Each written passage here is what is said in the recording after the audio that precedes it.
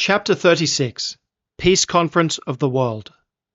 The conference convened about 10 a.m. on August 30th. All of the officials were seated by 11 o'clock, and shortly after, Supreme Commander Gordon, escorted by the President of the United States, General Walter Kenilworth, and his wife, General Edna Kenilworth, arrived. The applause lasted for more than 1 hour.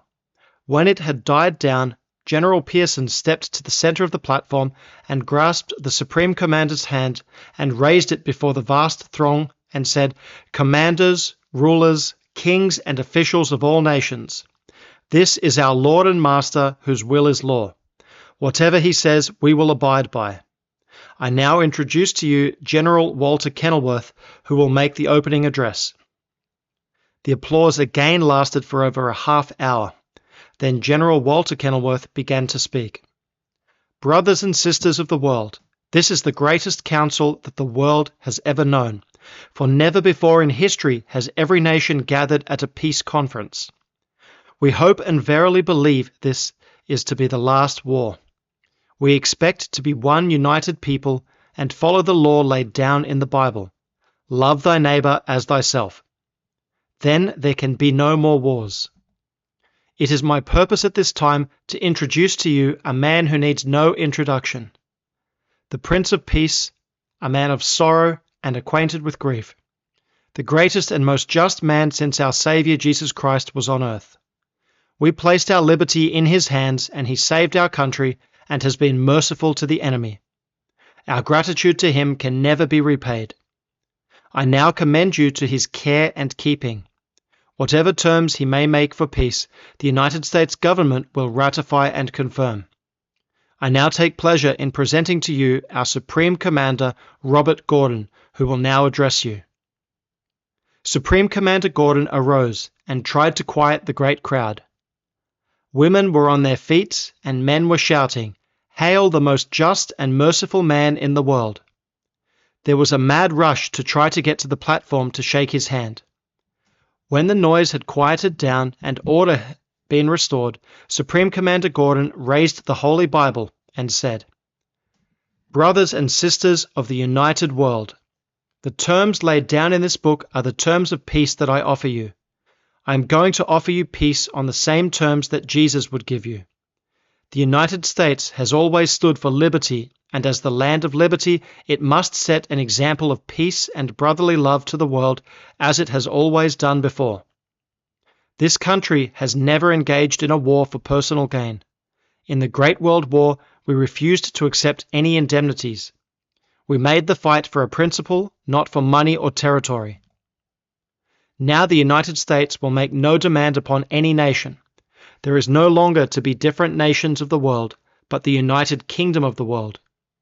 The United States is to dictate peace to the world on the terms of brotherly love. We will take no territory nor demand any indemnity. We will retain the gold supply of the world, but will follow the admonition of Jesus Christ when he said, 'Feed my lambs.' We will lend a helping hand to any nation that needs it.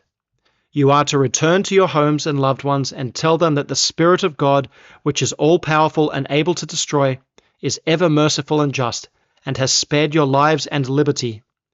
We refuse to take your money or territory, and in return only ask and demand that you do unto others as you would have them do unto you, and as we have done unto you.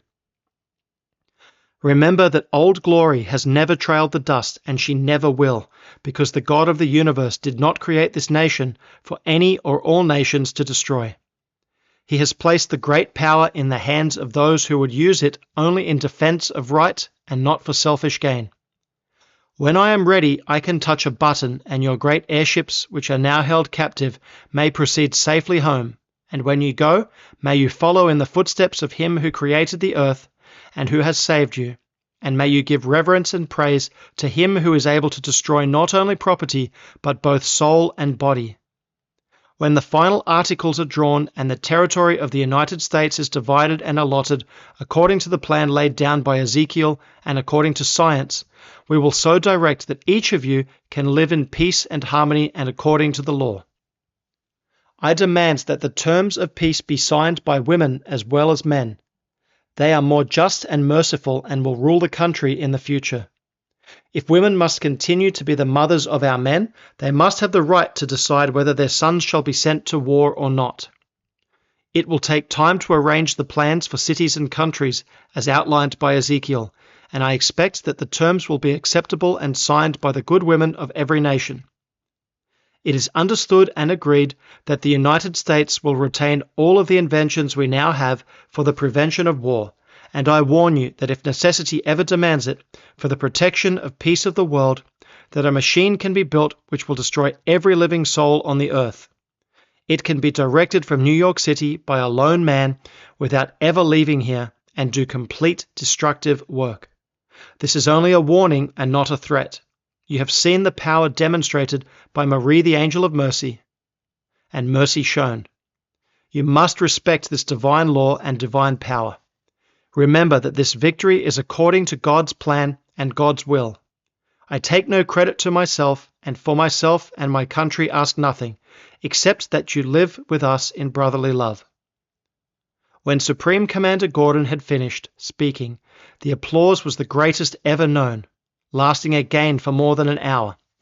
When it had died down, General Walter Kenilworth stepped to the platform and said, "It is next in order for me to make a speech of appreciation to Supreme Commander Gordon, not only for our country, but I have in my hand a paper which has been signed by the rulers of every country in the world, asking that I make a speech of appreciation for them. Before proceeding with this address, I want to ask every man and woman in this audience who is willing to accept the terms of peace laid down by Supreme Commander Gordon to rise to their feet." In an instant, every man and woman in the building was on their feet, shouting, "Hail to the chief! God bless him, and long may he live." When they were seated again, General Kenilworth proceeded, and turning to Supreme Commander Gordon, he said, "Supreme Commander Robert Gordon, comrade and friend, I now have the greatest honor that has ever been conferred upon any man, that of presenting to you the highest medal that the United States can confer. This medal is emblematic of your great work and the duty and loyalty you have shown to your country. It is made of gold with a triple triangle in the 3 royal colors, purple, blue, and gold. The words in the center of the triangle are, 'I am God, love.' Around the triangle are the words faith, hope, and love. All of this and even more you have lived. Words are empty when I attempt to convey to you the appreciation and gratitude of this country and the world. I am instructed by the President of the United States to say to you that anything that the United States can give is yours without the asking. All the foreign countries now fall at your feet to worship you, because you have proven worthy and have used the great power placed in your hands wisely. It has been well said that God never places a responsibility upon a man who will use it unwisely. God has made no mistake in selecting you, Robert Gordon, as the Prince of Peace. The United States is proud of you, the world honors you, and we offer you our humble gratitude and all the praise that this world can give you. Name what you want as your reward, and it shall be given to you." Again the applause lasted for a long time. When it had died away, Supreme Commander Gordon arose and said, "General Walter Kenilworth, comrade and friend, we have known each other since early youth, and I am deeply touched to have you here to make a speech of gratitude for my humble efforts in behalf of my beloved country. You ask me what our country and the world can give me in return for my achievement. I am deeply grateful to you, my brothers and sisters of the world. I ask no credit for myself, but owe it all to God, who guided me through love and inspired me to give my best to my country, and to bring back with honor old glory's colors, which have never trailed the dust, unstained by blood of innocent women and children. Above all the rest, I have kept a woman's trust untarnished, and hope to someday see a new light of love in a woman's eyes. No reward is greater than this, and I must still trust in God and wait. I have been loyal to her when all others have doubted her. Even when my country dishonored me, my faith never faltered. And when she disappeared, I hoped and prayed that she would live, and still hope she is alive.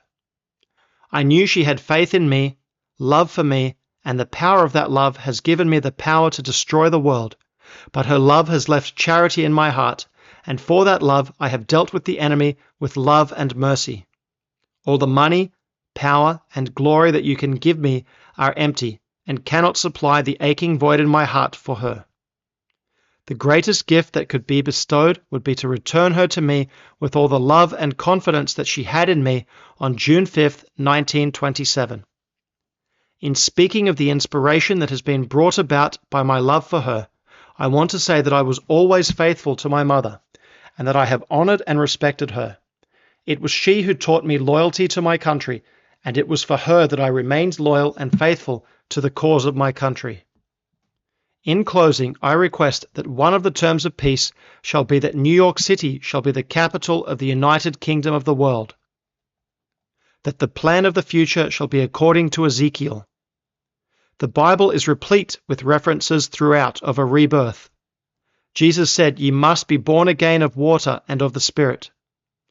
A change of name is referred to many times. Jesus said, "I will give him a new name." The United Kingdom of the world shall be the new name. Jesus said, "I will be their God, and there shall be no more war." In Ezekiel 48:35, his last prophecy was, "And the name of that city from that day shall be, The Lord is there." New York City, which is to be the capital of the United Kingdom of the world, and which has been known as the most wicked city in the world, is now to be the capital of the land of love and liberty, because the victory which united the world was won from there. I christen it the City of the Lord. May you so live that the world may know by the acts and justice of this great city that the Lord is there. I thank you, one and all. When Supreme Commander Gordon finished speaking, almost every man and woman in the audience were in tears.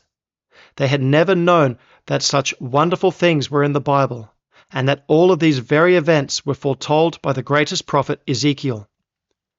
The President of the United States stepped to the platform and suggested that they give a rising vote of thanks and 3 cheers for Supreme Commander Robert Gordon. When the cheering was over, the President said, "The conference is going to close for the evening and meet tomorrow when Supreme Commander Gordon will go over the plans for the future Brotherhood of Love. If you will have patience for a few moments, General Walter Kenilworth will make the closing address, but in the meantime, I want to introduce to you America's greatest woman, one whom we hope that the good women of America will select to be the first woman to rule the United Kingdom of the world. One who made a supreme sacrifice and rendered her country the greatest aid in time of war. I present to you the wife of General Walter Kenilworth and the aide of Supreme Commander Robert Gordon, the woman who saved the Capitol at Washington, General Edna Kenilworth." When the President had finished and the applause had died down, General Edna Kenilworth arose. "Mr. President, Supreme Commander Gordon, brothers and sisters of the United Kingdom of the world, to me belongs no honor and I seek no glory. We owe it all to the genius of our Supreme Commander Robert Gordon. I thank our worthy President and all the nations of the world who have shown their honor and appreciation to General Walter Kenilworth, my husband, and myself. I am happy to know that the cause of women has triumphed and that our Supreme Commander has set an example for the world and has shown what the love of a good woman can do. I thank you." The women were all on their feet and gave Edna the greatest applause any woman ever received. It was now growing late in the evening, and General Walter Kenilworth stepped to the platform and said, "Brothers and sisters of the united world, I will not detain you long with this personal address to our Supreme Commander Robert Gordon." Turning to the Supreme Commander, he said, "I will no longer address you as the Supreme Commander Robert Gordon, but as my friend and comrade. This is the happiest moment of my life, and I now realize that justice, mercy, and truth always will be rewarded. You have been unselfish, and since the day that you wrote the famous letter that won Marie and the Garden of Love, you have kept your promise and been unselfish. Your first thought has been of your country in time of need. You have been loyal to your mother, true and faithful to Marie, and now I want to read Marie's letter to you, written the day she disappeared.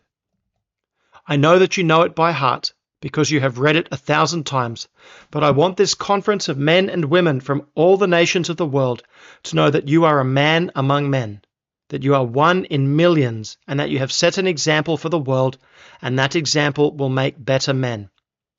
The letter reads, Dearest Robert, according to your faith be I unto you. Love will always have faith, understand, and wait. Time proves all things.